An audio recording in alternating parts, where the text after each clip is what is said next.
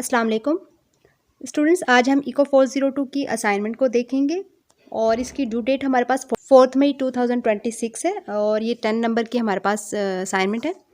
पहले हम इसके केस को स्टडी करेंगे। वो क्या कह रहे हैं? वो कहते हैं कि Pakistan is one of the major producer of wheat. कि पाकिस्तान जो है वो हमारे पास एक गंदम का बड़ा प्रोड्यूसर है और गंदम जो है वो बेसिक फूड है, ठीक है।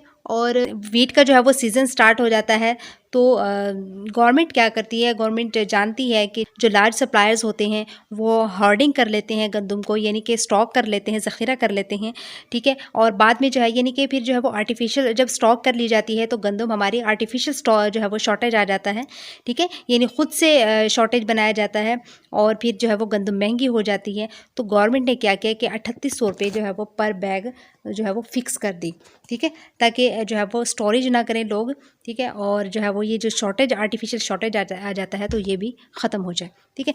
तो यहाँ पे हमें जो है वो बॉक्स दिखाया गया है। यहाँ पर हमारे पास प्राइस पर बैग वीट दिया हुआ है और क्वांटिटी डिमांड और क्वांटिटी सप्लायर दी हुई है, ठीक है। इसके हिसाब से हमारे पास 3 क्वेश्चन है, हमने इनको सोल्व करना है। क्वेश्चन हमारे पास क्या है? पहला क्वेश्चन ए जो है वो हमारे पास वो कहते हैं कि फाइंड करना equilibrium price and equilibrium quantity को यूजिंग गिवन डाटा की तरफ से, ठीक है। यानी इस डाटा को देखते हुए हमने इक्विलिब्रियम प्राइस और इक्विलिब्रियम क्वांटिटी को फाइंड करना है। दूसरा क्वेश्चन हमारे पास आइडेंटिफाई क्या करना है, हमने शॉर्टेज और सरप्लस को फाइंड आउट करना है और फिक्स प्राइस जो हमारे पास 3800 पर बैग पे, ठीक है। तीसरी बात कैलकुलेट क्या करना है, प्राइस इलास्टिसिटी ऑफ डिमांड को करना है। तो चलते हैं हम अपने सोल्यूशन की तरफ। तो आपने ध्यान से जो है वो इसी तरह आप करेंगे तो इंशाल्लाह आपके फुल मार्क्स आ जाएंगे। क्लियर स्टूडेंट, अब हम आ जाते हैं अपने पार्ट ए के सोल्यूशन की तरफ। पार्ट ए में हमने क्या फाइंड करना था? क्वांटिटी सप्लाई और क्वांटिटी डिमांड फाइंड करनी थी। इक्विलिब्रियम क्वांटिटी सप्लाई और इक्विलिब्रियम क्वांटिटी डिमांड फाइंड करनी थी। अब याद देखिए, हम जानते हैं कि इकोनॉमिक्स में डिमांड जब आपके पास इक्वल हो जाए सप्लाई के तो यहाँ पर क्या आ जाता है? इक्विलिब्रियम आ जाता है। अब हमने किस प्राइस पे फाइंड करनी एट, अब आपने टेबल देखना है। टेबल में हमारे पास स्टूडेंट्स क्या है कि आपके पास जो है वो क्वांटिटी डिमांड और क्वांटिटी सप्लाई की वैल्यू क्या है? 80,000 कहाँ पर है? जहाँ पर राइस 3500 है, ठीक है। सो आपने टेबल में चेक कर लेनी है। सो यहाँ पे आप कह सकते हैं कि इक्विलिब्रियम प्राइस हमारे पास क्या है? 3500 पर बैग है, ठीक है। और हमारे पास यहाँ पे इक्विलिब्रियम क्वांटिटी क्या है? 80,000 बैग्स आ जाएगा, ठीक है। यहाँ पे हमारे पास इक्विलिब्रियम डिमांड और इक्विलिब्रियम सप्लाई जो है वो आ जाता है। देन पार्ट नंबर बी में हम आ जाते हैं आइडेंटिफाई शॉर्टेज और सरप्लस एट प्राइस 3800। यानी हमने 3800 पर चेक करना है, जो हमारे पास गिवन डाटा में है 3800 कि वहाँ पर शॉर्टेज आएगा, ये सरप्लस आएगा। तो हमने राइस के लिए 3800, वहाँ पर 3800 पर हमारे पास क्वांटिटी डिमांड 75,000 है और क्वांटिटी सप्लाई 85,000 है। तो अब यहाँ पर आप चेक कर सकते हैं कि 85 और 75 में कितना फ़र्क है? 10,000 का फ़र्क है, ठीक है। यानी क्वांटिटी सप्लाई आपकी ग्रेटर देन है क्वांटिटी डिमांड से। तो यहाँ पे क्या आ जाएगा? देयर इज़ अ सरप्लस आ जाएगा। क्यों? क्योंकि 10,000 बच जाते हैं हमारे पास। सो सरप्लस इज इक्वल टू आपको QS माइनस QD होता है। तो आप जो 85 में से 75,000 निकाल देंगे, 10,000 बन जाएगा। तो सो सरप्लस ऑफ 10,000 बैग्स आ जाएगा। तीसरा पार्ट नंबर सी हमारे पास calculate the price elasticity of demand 3800 and 3500, ठीक है। अब हम यहाँ पर क्या करेंगे स्टूडेंट्स? वो using the mid point arc elasticity formula use करेंगे। यहाँ पर हमारे पास जो है वो ED इज इक्वल टू क्या आ जाएगा? Percentage change in quantity demand divided by percentage change in price, ठीक है। अब सबसे पहले आपने क्या स्टेप करना है स्टूडेंट्स? यहाँ पे लिखेंगे परसेंटेज चेंज इन क्वांटिटी। अब परसेंटेज चेंज इन क्वांटिटी क्योंकि हमने ये निकालना है तो इसकी वैल्यू क्या होती है? ये किसके बराबर होती है? Q2 minus Q1 divided by Q1 plus Q2 और डिवाइडेड बाय 2, ठीक है। अब आपके पास Q2 है 80,000 और Q1 है, यहाँ पे अपने स्टूडेंट्स माइनस लगाना है, यहाँ पे मिस्टेक से प्लस का लग गया है बट सोल्यूशन आगे ठीक है।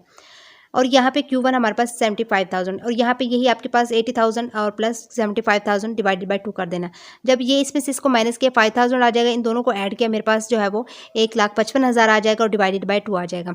फिर आपने जो है वो 5,000 और आपने जो है वो इसको डिवाइड किया आपस में तो आपके पास 77500 आ जाएगा। इनको डिवाइड करने के बाद 0.0645 आ जाएगा, जो कि आप कह सकते हैं 6.45% बन जाता है, ठीक है। देन हम आ जाते हैं परसेंटेज चेंज इन प्राइस। क्योंकि हमने जो है इस फार्मूले के तहत अपने सोल्यूशन निकालना है ना, तो यहाँ पे हमने ये तो फाइंड कर लिया। अब रह गया परसेंटेज चेंज इन प्राइस। तो इसको निकालने के लिए हमारे पास फार्मूला क्या है? P2 minus P1 divided by P1 plus P2 divided by 2, ठीक है।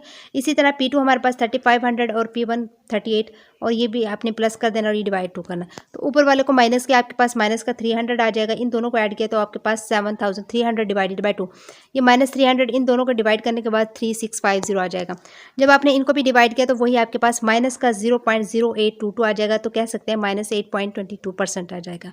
ठीक है। सो फार्मूला आपके पास इलास्टिसिटी का स्टूडेंट्स क्या था, आपके पास ये फार्मूला था। आपके पास जो है वो चेंज इन जो है वो क्यू आपके पास क्या था 0.0645 और चेंज इन पी जो है वो हमारे पास -0.0822 आ जाता है। तो आपने डिवाइड किया तो आपके पास -0.78 आ गया। ठीक है। तो आपके पास क्या आ जाएगा, E D is equal to 0.78 आ जाएगा। ठीक है, क्योंकि माइनस जो है वो आपकी इसको ख़त्म कर देती है, कैंसिल आउट कर देती है। अब आपको पता है कि 0.78 आया है तो ये आपका प्लस का आया है। तो और आपके पास जो है ये 1 से आपके पास ये 1 से तो छोटा है, तो आप कह सकते हैं इलास्टिसिटी लेस देन 1। जब आपके पास लेस देन 1 होता है तो डिमांड इज आपके पास क्या है, इन इलास्टिक है। अगर इलास्टिक ग्रेटर देन 1 होती तो आपके पास जो है वो इलास्टिक होती, और लेस देन 1 है तो मतलब इन इलास्टिक है। तो यही आपने फाइंड करना था। तो स्टूडेंट्स ये आपका जो है सोल्यूशन था। आप जो है वो इसको इसी तरह अगर लिख देंगे तो इंशाल्लाह आपको जो है फुल मार्क्स भी मिल जाएंगे। तो दुआ में याद रखिएगा। Thank you so much and अल्लाह हाफिज़।